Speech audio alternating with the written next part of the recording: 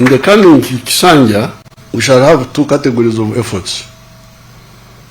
Category one is supporting the rich, because many Ugandans are now rich.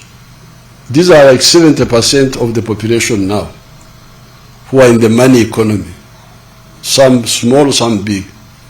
Now for the 30%, this is where we need to address the following. Poverty.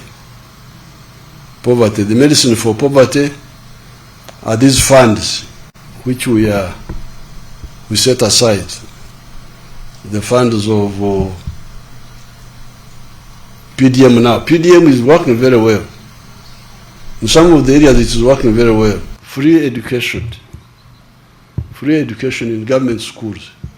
All these children who are in the ghetto are bad because of dropping out of school, because they can't afford school fees.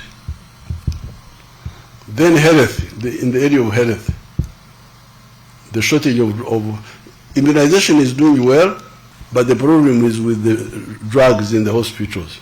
Land grabbing, resisting land grabbing, according to the law. You, the elected leaders, you must monitor these programs in your area, because all these things are happening.